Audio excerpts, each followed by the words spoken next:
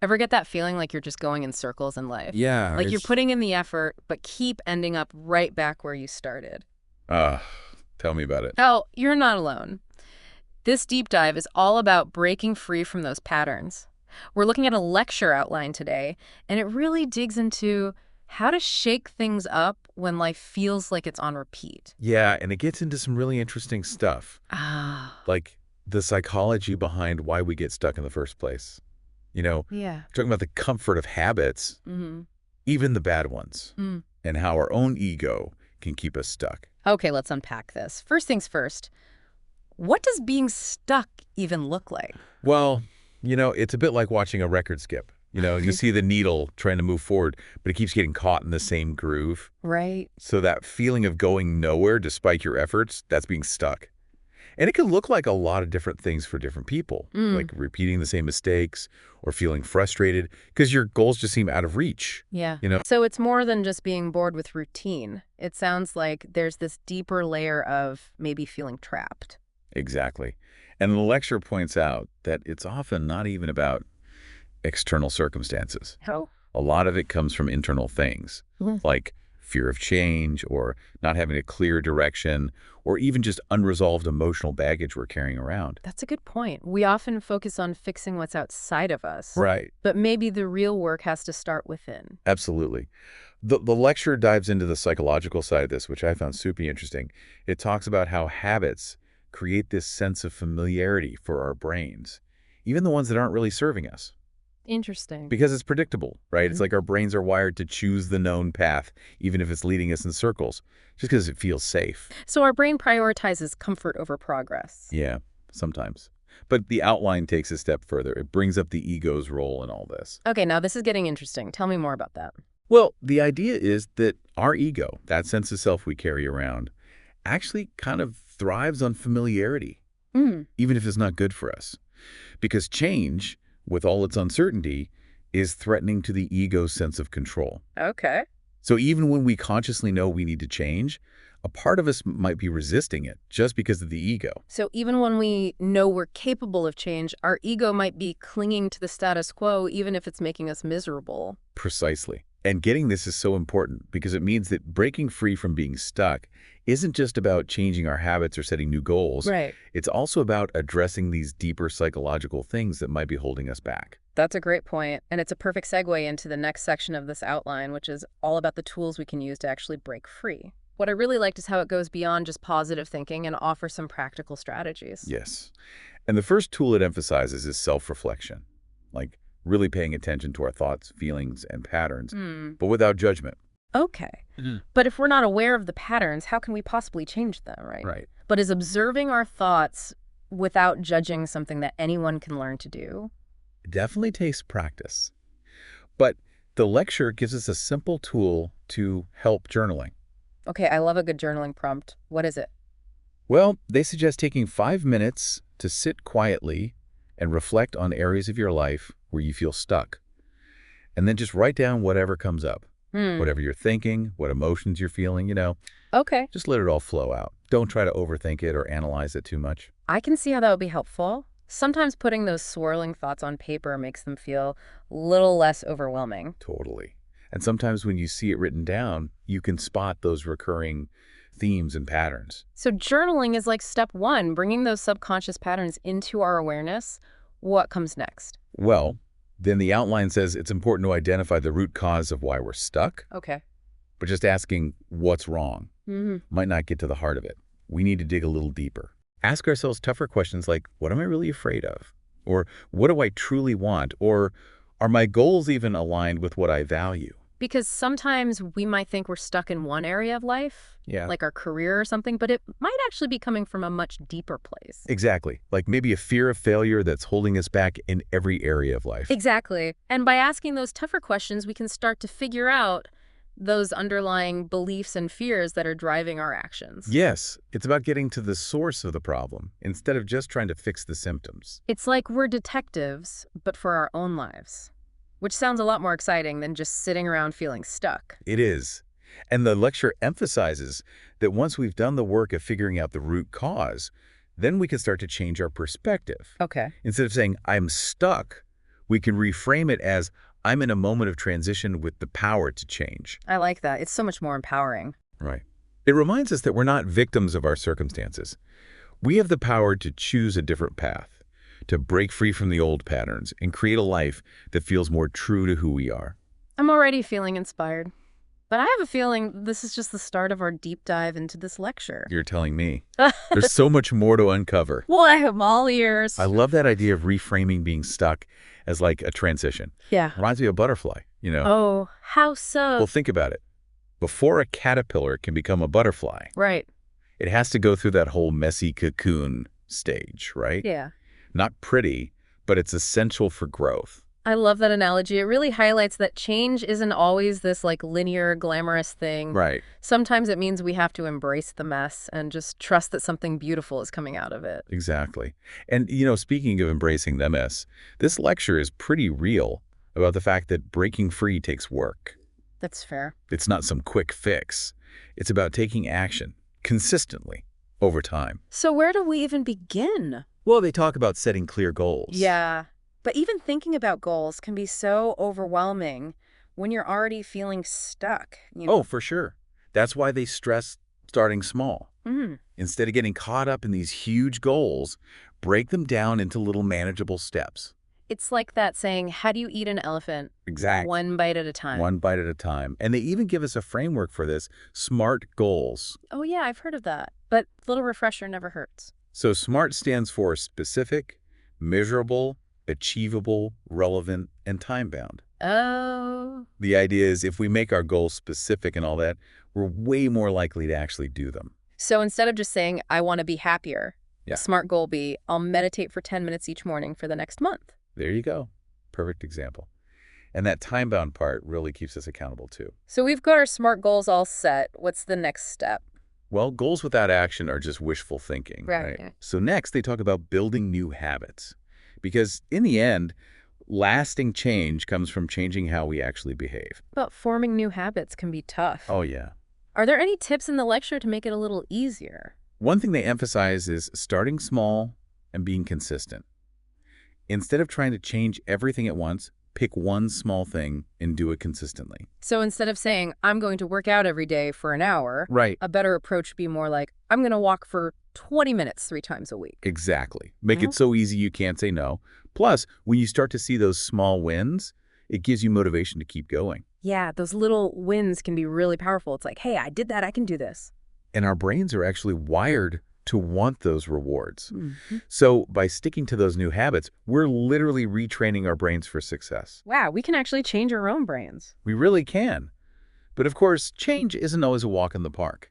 And we don't have to go it alone. The lecture talks about seeking support too. Like the it takes a village idea. Yep. And this support can look different for different people. Hmm.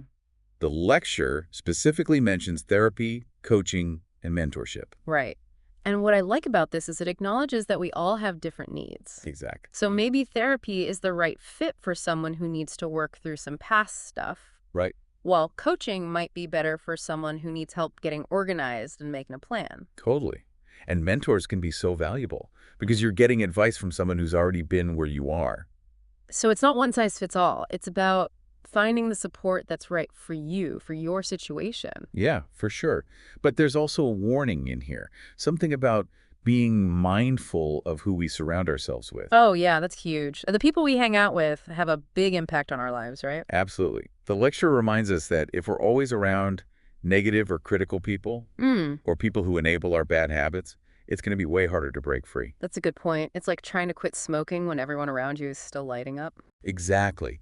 So it's important to be intentional about our inner circle. We want people who lift us up, who encourage our growth. People who celebrate our wins. Exactly. Build a support system that believes in our dreams. Not our doubts. Right. And once we've got that good support system, both inside and out, then we're ready for the next big thing, getting out of our comfort zone. Okay, now things are getting a little scary, but also exciting. That's the spirit. The lecture really drives home the point that growth happens outside of our comfort zone. Right. It's when we challenge ourselves, face our fears, embrace the unknown. That's when we discover how resilient we really are. Yep.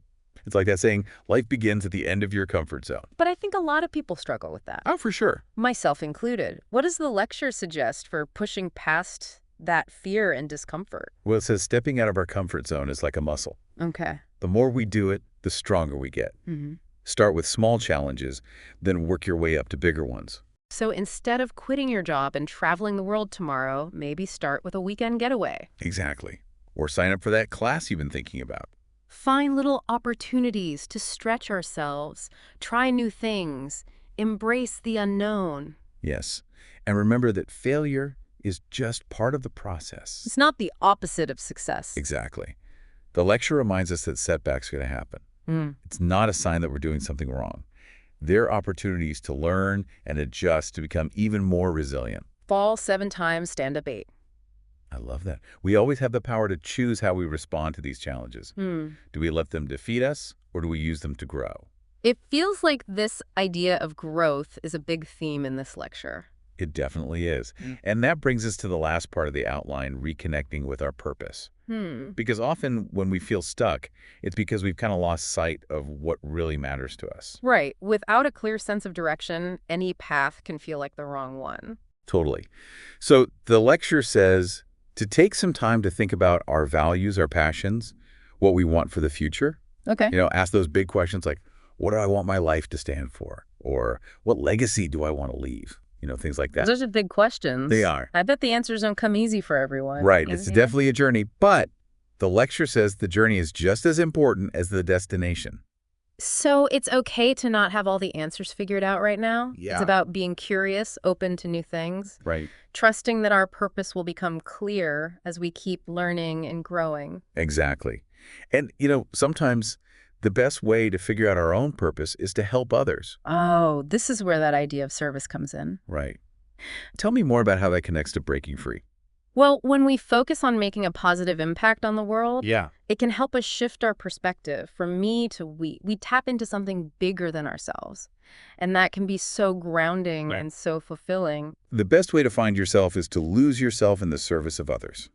Exactly. And it doesn't have to be some huge, grand gesture. It can Right. be as simple as volunteering or donating to a cause or just helping someone out.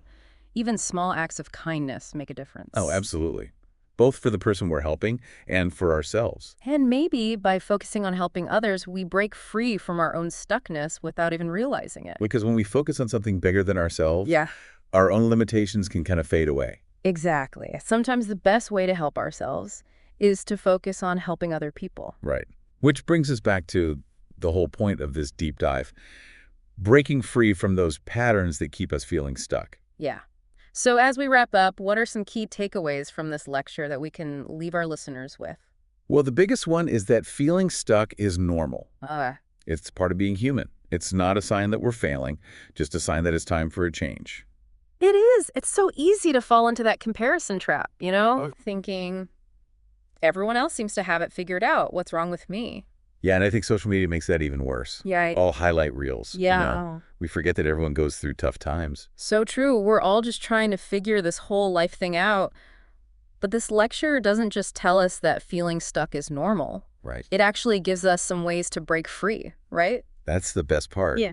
It reminds us that we have the power to change things. Mm. And it gives us some really helpful tools to do it. So let's recap. We've talked about self-reflection, finding the root cause of our stuckness, shifting our perspective, setting smart goals, building new habits, getting support, stepping out of our comfort zones, and reconnecting with our purpose. That's a lot. It is. But we don't have to do it all at once. Right. We can start with one small thing, One step at a time. and then another and another. It's like building a bridge, Okay, I like that. We might not see the other side yet, but each step gets us closer. So change is a process. It's not always easy. Right. There will be times when we feel like we're making progress, and then times when it feels like we're going backwards. 2 steps forward, 1 step back. Exactly. It's like learning to dance. You're going to stumble. You might even fall flat on your face. We've all been there. But the important thing is to just get back up and keep trying. Keep dancing. And be kind to ourselves along the way. Right. We're not perfect. The lecture really emphasizes self-compassion. Yeah. Be patient with ourselves, celebrate the small wins, and learn from our missteps. We're all human, after all. We're not aiming for perfection, we're aiming for progress. Will said.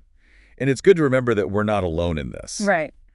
Everyone feels stuck sometime. Exactly. It's a universal experience. That's one of the things I love about these deep dives. Yeah. It's like we're creating a space for everyone listening to feel seen, heard, and supported. Exactly. We're all in this together, right? Yeah. We can learn from each other, encourage each other, and celebrate each other's successes. You got it. So as we wrap up this exploration of breaking free, Yeah. is there a final takeaway from this lecture that you think is really important? Oh, absolutely. There's this one part at the very end Yeah. that really stuck with me. It says, trust the process. Change takes time, but every small step counts.